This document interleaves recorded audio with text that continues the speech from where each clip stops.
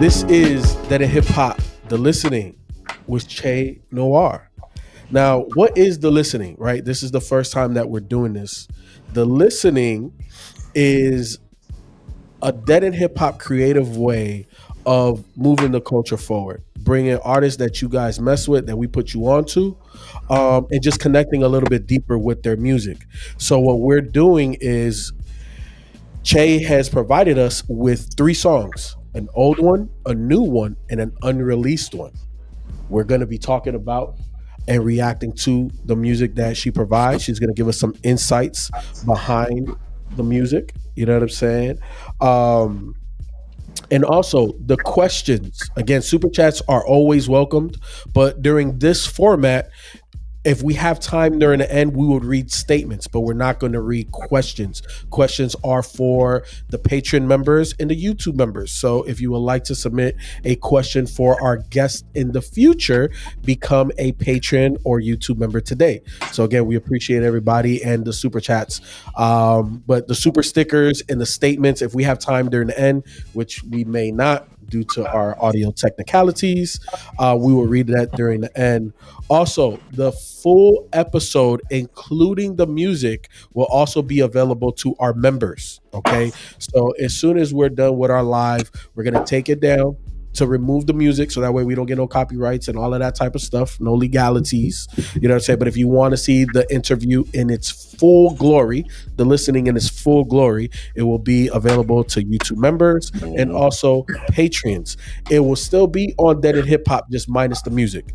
So give us a day or two and we'll get that up for you guys. So all that being said and introducing the listening, we have none other than the Shea Butter Queen herself, Che Noir.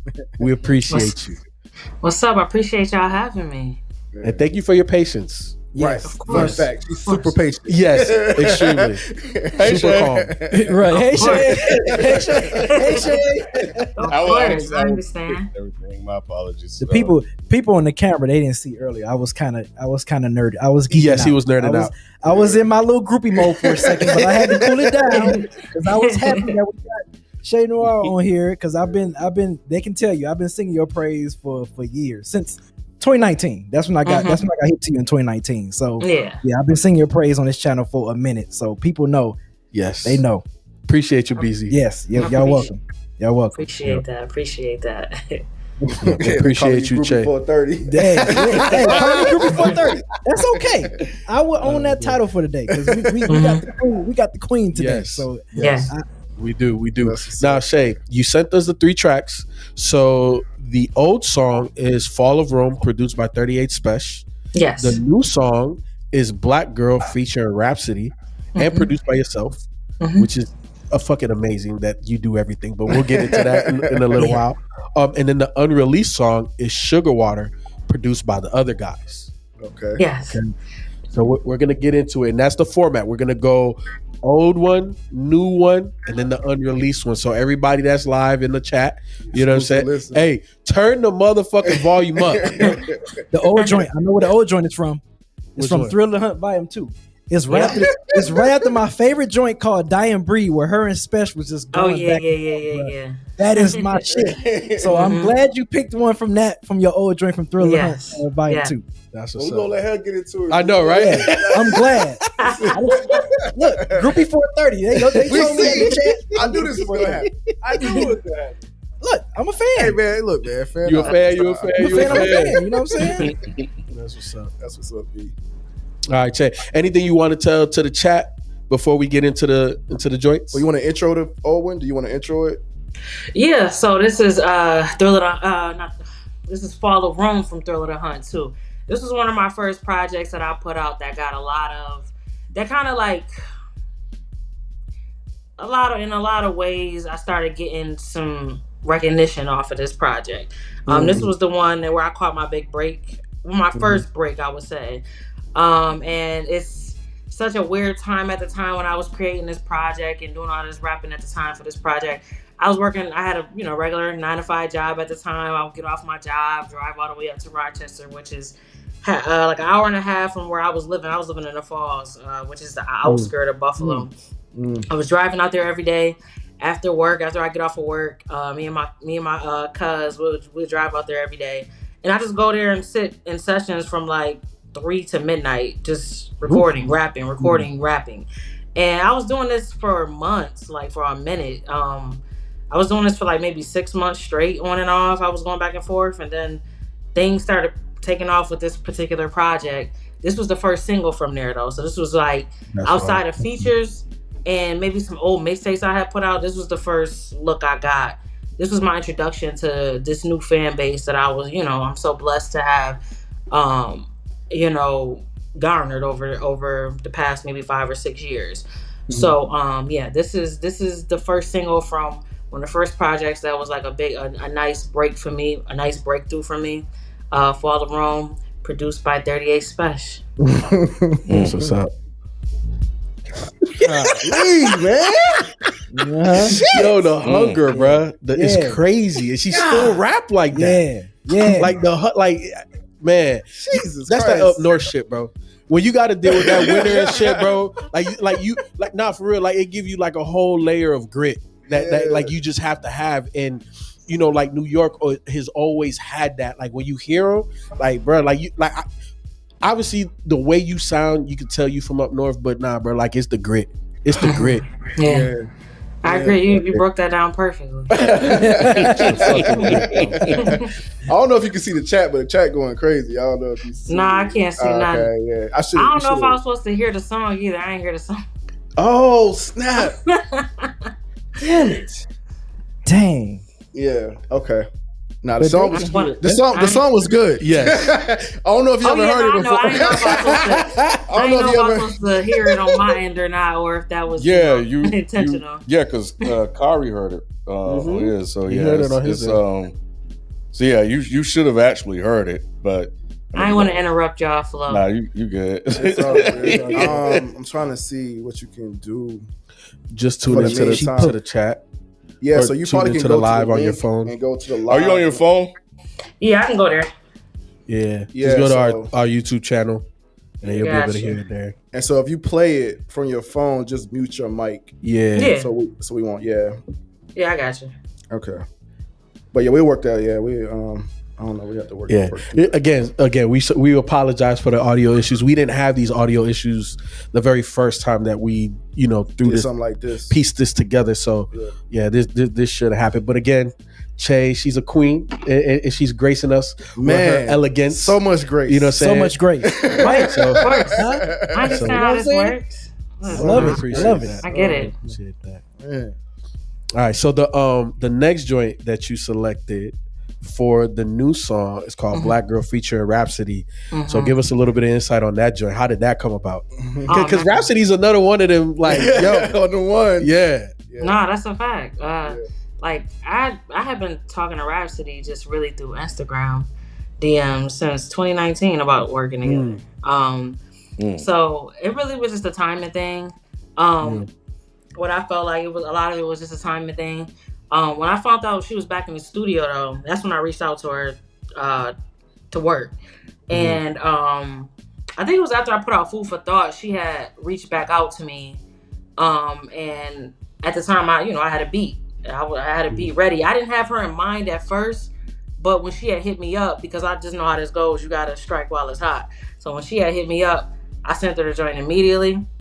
I had my verse on there, and she didn't take that long getting it back to me. I've waited longer for verses, like, So she sent it back. I kind of sat on it for a minute because I didn't know where I was going to place it at as far as like just the mini albums I had that I was working on. And I felt like it fit perfect with the Lotus Child album that I was working on because I was already fully producing that and working on it myself. So, that's kind of how we went about it.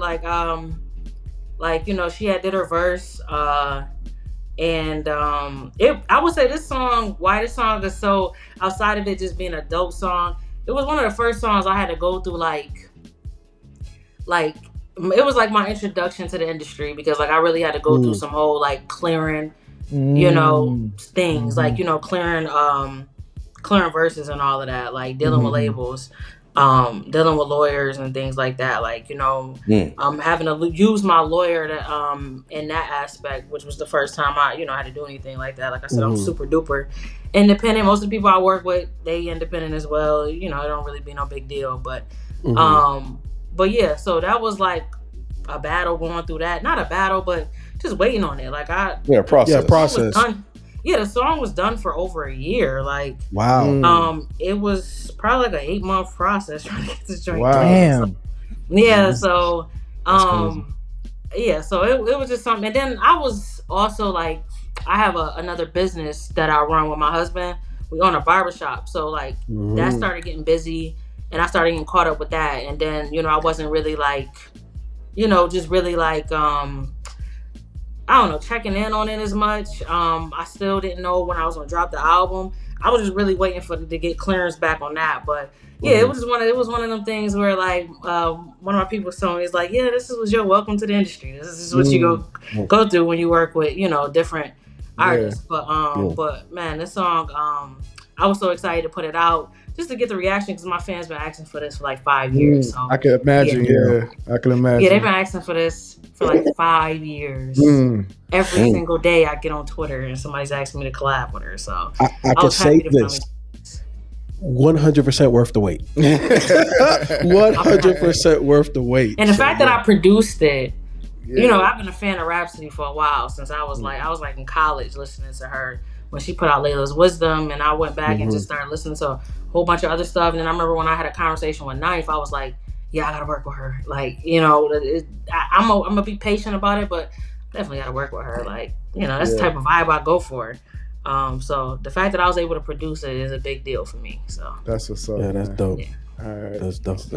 I was about to ask something. Go ahead. Y'all go ahead. You can play it. I was about to ask you something. No, man. Go ahead, Beezy. Okay, so right, you talk about self-produced, and correct me if I'm wrong, but is After 12 your first project you self-produced entirely by yourself? No, but it's the first one that a lot of people heard. I used to produce my mixtapes when I used to drop like years ago. Yeah, but gotcha. It's the first project that because that was my first time. Because usually you work with producers, you work with 38 Special, you work with Big Ghost, Apollo Brown. So to see you do an entire project, that was my first time seeing you produce an entire project yourself with After 12. So I was like, oh shit, she do beats too. I mean, this is a fun fact. When I met Spesh, I was producing all my own music. Okay, it was kind of like out of the round for me working with other producers. And I stopped producing for a while. Okay. And then I got back to it once it made sense for me to start producing for myself. But that's how, like, I really came in, me and Spesh, that's how I was doing it.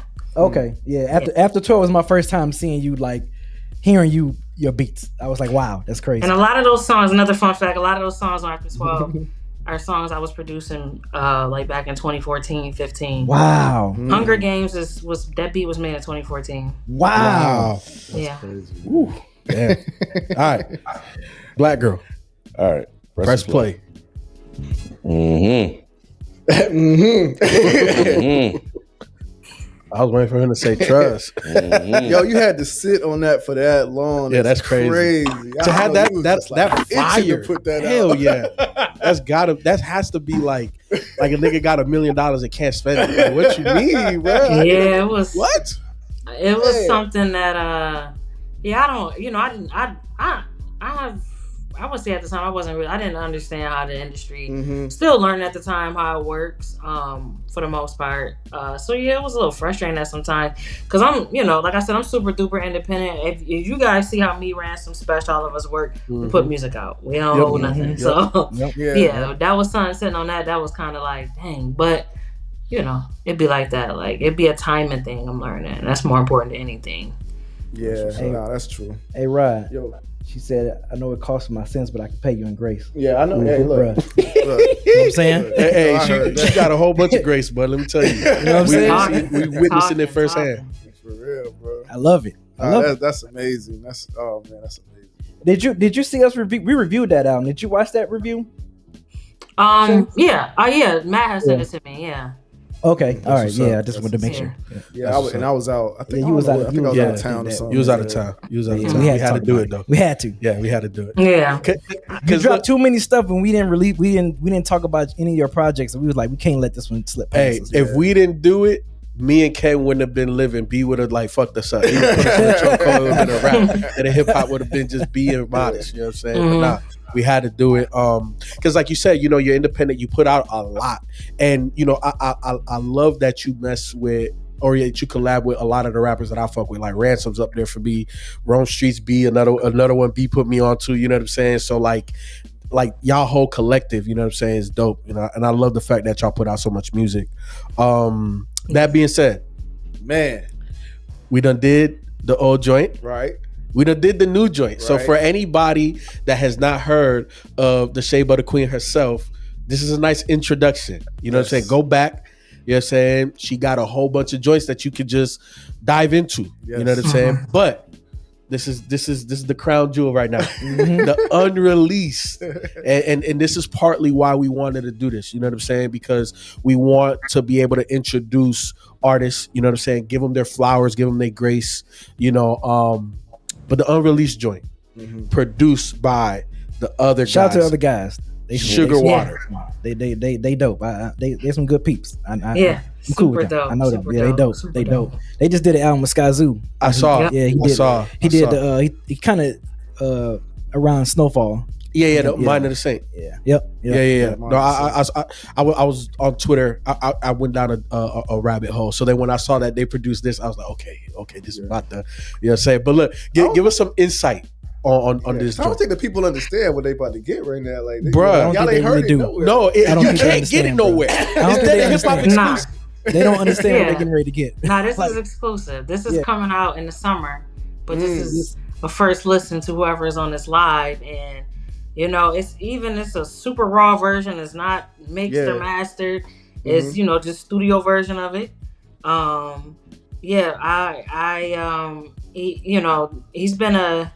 He's been a fan. I ain't gonna say his real name because I don't know if he want people to know his real name. Right. He's a super cool, dope guy. He hit me up. He been trying to work with me for like a minute now, and it started to make more sense earlier this year.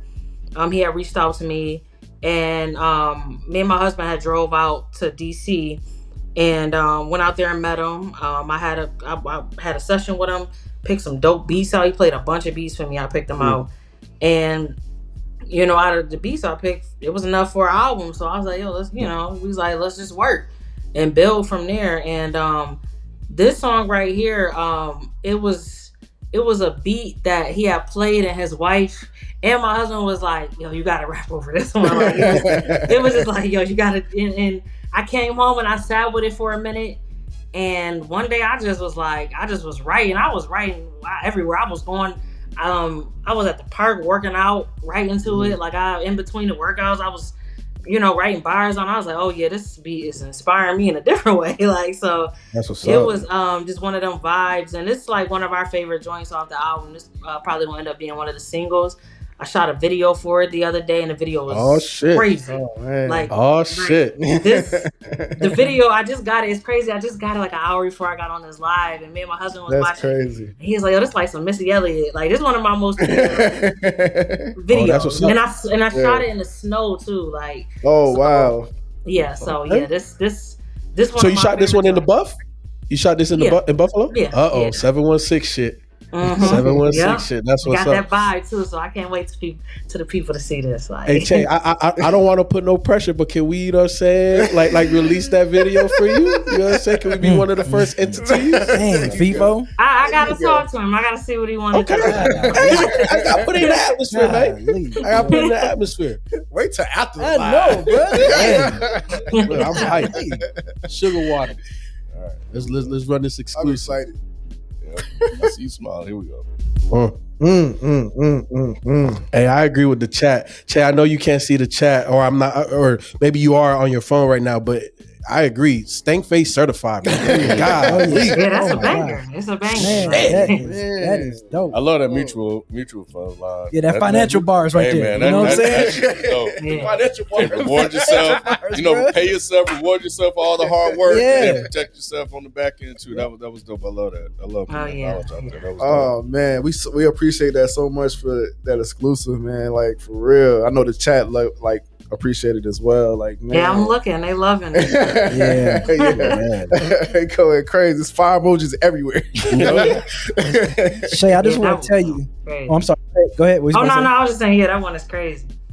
Man, I just want to tell you that I had made my wife a fan of yours because I played your Poetic Sounds album for her, your live album, your EP. I'm sorry, your EP, your live EP, and she loved it. She because I just heard you mention the wife listening to it, and I'm like, yeah, I put my wife on your music, and she was like, oh my god, this sounds really good. Yeah, she said, this sounds really good. Oh my god, I like her voice.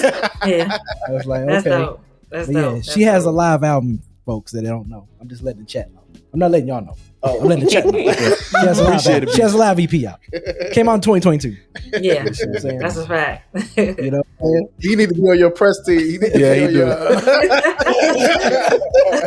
I'm just saying. You know what I'm saying? That's what's up, man. They got to do the knowledge, man. Mm-hmm. That's a fact. Yep. But look, this is the portion of the listening. You know what I'm saying? Where we have to definitely give it up to all of our Patreon members, all of our YouTube members. Appreciate you guys submitting questions. So I'm going to swing it over to Ken, and we're going to get into the questions. You know what I'm saying? And let the people, you know what I'm saying, talk to Che directly. All right. First one we have comes from Christopher, who asked, what are your thoughts on Joey Badass being jumped by the West Coast, and will you be participating in this newly dubbed East versus West? No, I won't be participating. She's like, I got other stuff to worry about. And I'm not too tapped into what any of that. I heard of some noise, but I don't know. I'm not really tapped in with any of that. What's going on? I love it. Great answer. Yeah, great answer. I love it. All right. Next up, Fleazy81. When do you get the feeling that Shay Noir is kind of hot right now? I would say it was 2020. That was like a breakout year for me. COVID year. Like, I put out the album with 38 Special, and I had the album with Apollo Brown. And then it was like, they still wanted music. Like, they were still asking me for music, which, for me, it was like crazy. That's when I put out the After 12, and just seeing the hype I got off of that year, and kind of testing it out. That was my first time really putting that much music out at one time. And going into that following year, I didn't put nothing out the following year at all. But it was like my next album after that I put out in 2022 was so highly anticipated. And it's still like one of my biggest solo projects right now at this moment. And that's when I knew. I was like, yeah, this is okay, this is serious. Yeah, this is serious. Real quick before you go to the next question, Ken, how did you link up with Apollo Brown? How did that link up happen? He just hit me up on Instagram after I dropped Thriller to Hunt too. Like, he was a huge fan of it. Okay. And me and him just had a phone call. We had a couple phone calls, and then we locked in. He sent me some beats like a few months later, and I went out to Detroit. This was like right before they started shutting everything down from the pandemic. I had went out there like in February, and I think when I landed back in Buffalo, like right in March, that's when they shut everything down. So I had recorded everything right before it got shut down. Yeah, at this point, this was my third project I think I'm in, because I Thriller Hunt 1 and 2. So then this third one, you rhyme with another one of my goats in Black Thought, and I was like, okay, this is her rite of passage in my opinion. You was out here spitting with Black Thought. I fucking lost it. I was like, wow. Because he's one of my favorites. That was a moment for me, because it's crazy. I did this interview. I was out, I think I was in San Diego or something. I did a show out there, and somebody was interviewing me, and it was like, who are some people you like on your bucket list? And Blacked Out, was on the people on that list. Mm-hmm. So this like to see how that happened, and then he had hit me up before he did the verse because I didn't know if we were gonna be able to get him because it was just a weird time with everything being shut down and people was taking losses at the time. I just didn't I didn't know how it was gonna pan out because I didn't even know if we was gonna be able to put the project out when we put it out. So but yeah, hit me up. He was like, yo, you killed it, such and such, and so yeah, that was dope. That's what's up. That's what's up. That's what's up. Hey, B, they say stop, man. You gotta stop asking questions until the end, man. It just hit me. I was like, I gotta ask her this. I gotta ask her. Okay. If B asks you a question, don't answer it. All right. Jumping on Atharv. Do y'all think the underground can ever get the recognition it deserves, or is it a lost cause and we should keep supporting the artists we love? I think the underground gets a lot more recognition than it was getting when I first came in. So, I don't know what people mean when they say that. Are they saying more so like platinum records and we're selling out shows. I will be honest and say that when I first kind of like got introduced to this side of the music industry, I didn't see how it could be profitable. I didn't get it. It was something that Spesh taught me. I learned just from being around him for so many years, and I didn't get how it could be profitable. And so when I would say like, yeah, when I first started getting money off of it, like got my first big checks off of music, it was kind of like wow to me. I was like, wait a minute, I can get this off of doing this. I don't gotta get on the chart. I ain't had at the time I wasn't even doing shows. And I was like, I can get, oh no, I'm about to go crazy now. Like, I can pay my bills and more off of this. So, yeah. I don't know. I think like after a while, like I came in with the whole, I did come in because I came in at a time where it's like, we all wanted to sell records. Like that's what we want to do. We all wanted to go get signed by a label. That's why I did all of that travel and trying to market and just promote myself as much and put myself in different cities and areas doing shows. But like when I got introduced to that side, I realized that, well, this is honestly all I've been waiting for because I've been wanting to put myself in a position where I could do this for a time, for a living. This could be just my focus. I'm doing all of this and paying my bills and more off of it. So I think like once most artists get a sniff of that, I don't think they really be caring about being the most popular. So yeah. Yeah, Myke's been saying that for a minute. Myke is a prevalent person on Dead End. I know you've probably seen different videos, but like he's always said that it's not, as long as you can make enough money, like you said, to pay your bills and some more stuff, like that's, you're kind of content with that. So it was like it was good money. And still good money, but I'm just saying when I got introduced to it, like I learned how to consistently get it now at this point, 5 or 6 years in. But when I first seen it, I said, there is no way this is real. Off of this, like, I just didn't see it. But it makes a lot of sense now. So yeah. That's dope. Yeah, that's dope. That's dope. The finest music. How does it feel to stand out and have your own lane as an MC and producer in a genre generally held down by men? Does that fuel you creatively? Yeah, it does, 100%. I mean, like I said, I came in, like when I met Spesh, I was producing already. Like I was a producer before I was a rapper, which is crazy. I started producing at 14 and I didn't really start rapping until 16. But it wasn't like full-blown rapping. I was making songs and recording and posting on like when MySpace was a thing. But I just wanted to be a producer. I don't know. I kind of looked at being a rapper at the time. I didn't understand it. I looked at being a rapper as kind of corny, or trying to be a rapper is kind of corny. So like I was producing and I was like, I was producing for like local rappers at the time. But it really wasn't until like my friends started hearing me rap and they were like, nah, you just, all you gotta do is work on your delivery, work on this. Nah, people gotta hear this.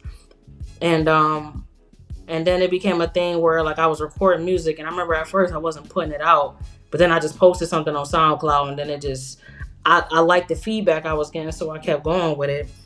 And then it became a thing where I started doing local shows. and I was like standing out at a lot of local shows. So it was something where I was like, okay, yeah, I can see myself taking it serious, and I started putting money behind it. Yeah, I it definitely fuels me a lot of times, because you know, as a woman being in it, like, you know, even, you know, coming up like around Spesh and being around the whole Trust family, you know, I'm the only woman, you know, so it fueled me because you know, I'm trying to keep up, because they ain't like Spesh, he wasn't going easy on me because I was a girl. Like, he was trying to tear my head off half the time. And then, so it fueled me. I've always been real competitive. So, you know, I think that pushed my pen a lot more. And then even with the beat making side of it, you know, when I found out he was a producer too as well, because I didn't even know this till I met him. But when I found out he was a producer and he was giving me a lot of tips and tools and things that I can use, you know, it was just something that I was like, yeah, definitely kept me going creatively. Like, one of the first beats I played for him was Hunger Games. So, you know, yeah. Quick question. I'm pull Beezy 430. Do you approach tracks that you produce for yourself versus somebody else producing them for you? Like, you approach them the same, or is it like a different feel or different approach? It's crazy because, like, when I first came on Spesh, I was producing, right? I was so used to producing for myself that trying to rap over other beats was kind of challenging for me, because I was so used to just doing my own beats. So when I started back producing, I felt like it was more challenging trying to rap over my own beats for a little bit, because I had went so long without really like doing that, because, you know, I'm paying my dues in the beginning. Like, I'm, you know, rapping over, you know, whatever's coming to me and whatever opportunities I was getting at the time. But I approach everything the same now, like, you know what I'm saying? And especially if it's already something sent to me with a verse on there already, I'm that's just gonna motivate me even more. That's dope. That was it, but we got a couple of comments from some members on the channel that I'll read. Marty says, "Thank you, Shay, for blessing us with all your amazing music and a first listen." So Marty McFly, and then Rob Costa says, "Shout out to you, of course. As God intended is a masterpiece." Appreciate that. Yeah. So that's what we got. That's That's what's up. Yeah, a lot of love, well deserved too. So I wanted to. So that's all the questions. Yep, we're good. So I wanted to circle back to, like, kind of piggyback on that question that you had. Like, that was one I had. Like, we dabbled in rapping ourselves. We did a 16, and man, it took a lot to get that 16 out for everyone. Well, speak for yourself. So, speak for myself. Man, that was crazy. We wanted to do something for the fans. Like, we just wanted to, like, kind of, you know, because we spent a lot of time criticizing other artists and things like that. So we wanted to just kind of do something, you know, do it ourselves or whatever. And just, like, you know, just dive into the craft, right? So that was one of the things I wanted to ask. Like, how do you actually approach a song? Like, do you have to hit a beat first? Are you already writing rhymes? Like, is it a mixture of the both? I've always just kind of wondered, from like an MC like yourself, like, how do you approach the writing aspect and just structuring a song? Like, what's that? How you do that? It's like, when you're a creative, it's really no strict way that we do it. I know with me, a lot of times I'll write stuff down, like a lot of bars or just any type of concepts or any writing piece will come to me randomly. A lot of it comes when I'm driving in the car. It could be when I'm laying in the bed. It could be when I'm watching TV. I get a lot of ideas from watching TV randomly. I'm just chilling. And I write a lot of stuff down. And honestly, I just structure it when I get the beat. But I write a lot of stuff down. Outside of that, I get the layer, you know, kind of like the foundation of the 16 or 24 or 32, whatever I'm working on. And I structure that foundation usually outside of the studio before I even start rapping. Usually when I hear the beat, I'll structure it within that, and then I'll fill in the pieces. It's kind of like a puzzle. So It's like a mental puzzle for me, and that's how I kind of go about it. That's what works best for me. Like I've written stuff on my way to the studio. I didn't hear the beat, but I'm on my way to the studio just thinking of things. And then once I hear the beat, I'm like, okay, and I put it together like that. Got you. So is it any time like you have like a block, like it's like, dang, I can't get this out, or it just comes naturally to you? Yeah, there's a lot of times where like sometimes it feels like you can't get it out, but a lot of times if I'm feeling like that, I know because I'm kind of pushing it, forcing it to come out. It's not something I do as often anymore. Like I write, like for the most part I write, like I'm working on I got a deadline for a project I'm working on right now. So I'm writing a lot more, but if I'm not working on nothing, if I ain't got no deadline, or I'm more so for the most part just letting it come to me. I may go days or weeks without going to the studio, like and that's just I just started actually going back to the studio this month. Last time I had been before that was like September maybe. So it's just I have a deadline, so that's why I'm back. But it's something that just comes to me. Like I have so much music I'm sitting on, so it's never like a rush. Like even if I go a while, if I feel like I'm going a while too long without putting something out, I have something like I can put out, like that I'm sitting on. So it gives me time to be creative. That's dope. B, why you looking like I'm that? just letting y'all asking great questions. What are you talking about? Ready. I'm just enjoying it. Y'all go ahead. I think we got a couple of statements from the chat that you said you was gonna read, right? No? Oh, okay. Yeah, I read them. Yeah, okay. Bet. That's what's up. Well, Beezy, you got anything else? No, y'all go ahead, man. No. The floor is yours. No, y'all go ahead. What was you about to say? No, the floor is yours. I'm literally rolling out the red carpet. No, I ain't being bashful. B, don't be shy now. I'm not being shy. Empty the clip. Okay, so Shay. Okay, so Shay. So, is there any? I know you working with the other guys. Is there any other producers that you would like to work with in the future? Any bucket list producers? Yeah, and I've even spoken to some of them, or at least people from their team. Madlib, I would love to work with Madlib. Okay. My team has spoke. Yeah, my team has spoke with his team. I think it'd be dope to work at Alchemist. We spoke with Alchemist. Oh man.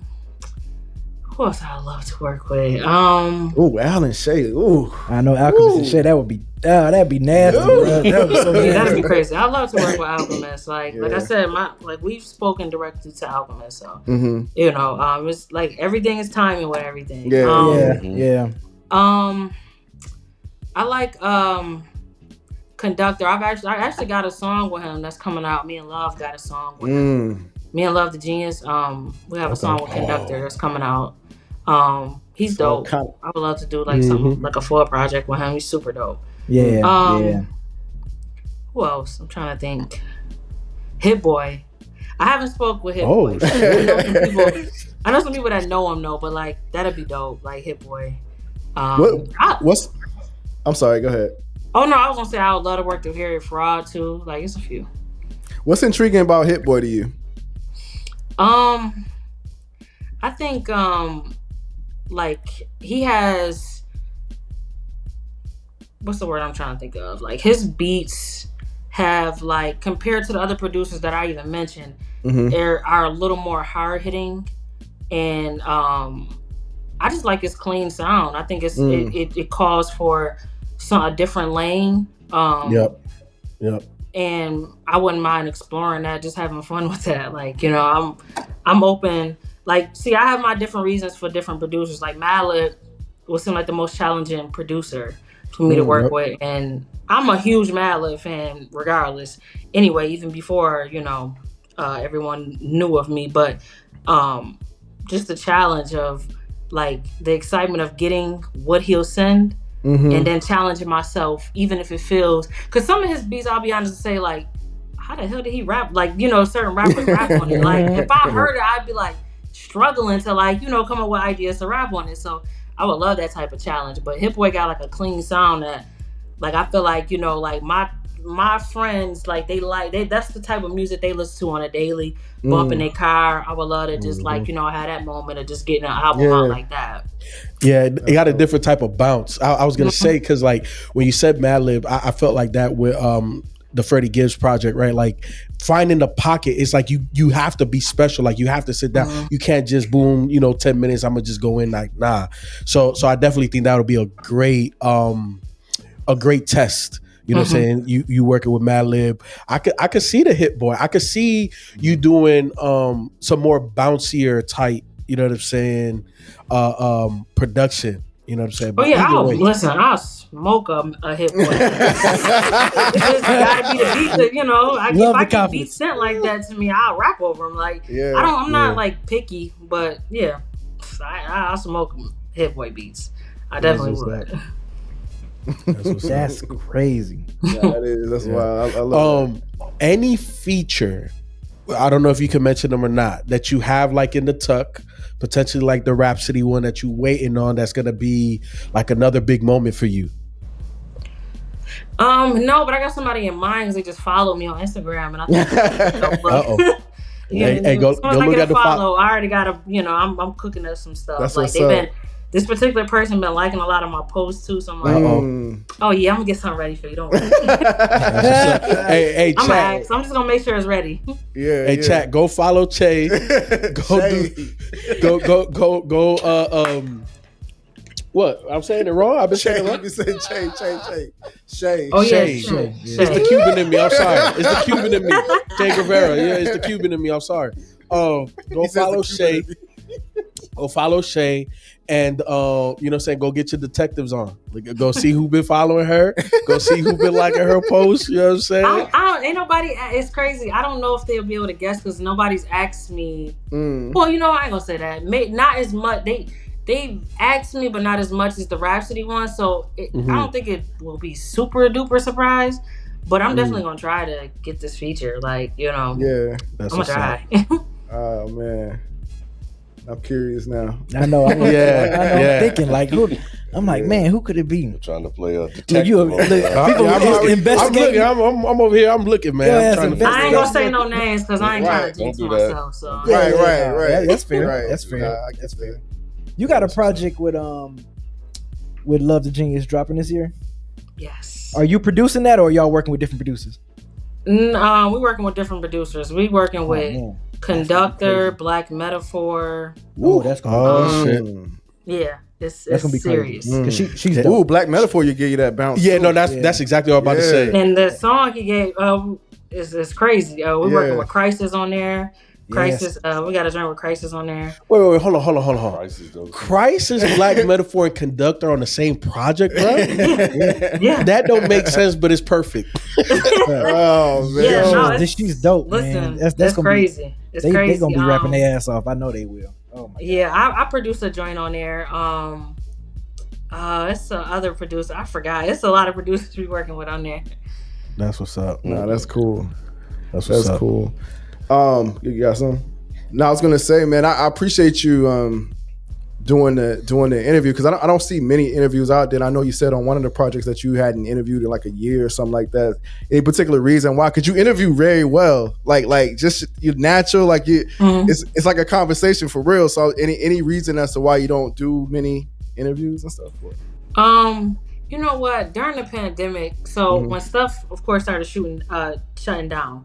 I was doing a lot of like Zoom interviews, and I had like this weird vibe from this one podcast I interviewed with. And after that, I kind of was like, okay, I'm not doing this no more. It's kind of like it was just weird, and it was a long interview. Like it was an old publicist of mine that set it up, and I just was like, yeah, I'm not doing this no more. This is a waste. Yeah. And I think during the pandemic, I think a lot of artists was going through this, just doing so many interviews. Like, okay.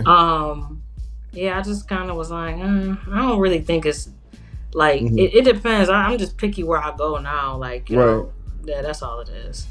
Well, we're definitely thankful that you feel special now. Yeah. I know we feel damn special. This is crazy. Yeah. When I saw that, I was like, dang, that's cool. She's doing it with us, like, she don't really do them like that. That's dope.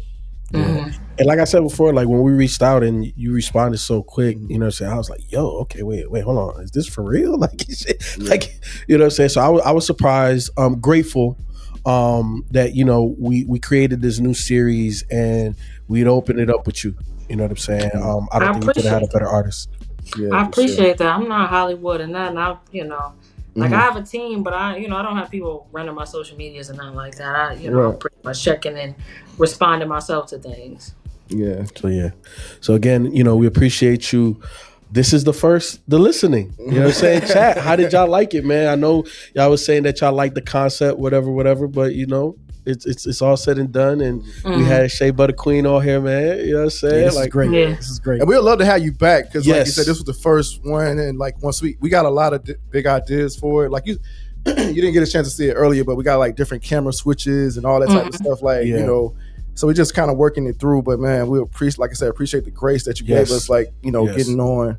To do the interview with us for real, being very understanding and everything, man. That was of course, Like I'm putting out a lot of music this year, so hopefully at the end of the year, you know, maybe we could tap in and give an update because I have a lot of music out this year. So and definitely, and if you ever come to Atlanta, please let us know. Like we'll love to get you live. You know what I'm saying? Come to the show, like interview. Like we used to do this back in the day. Like we did.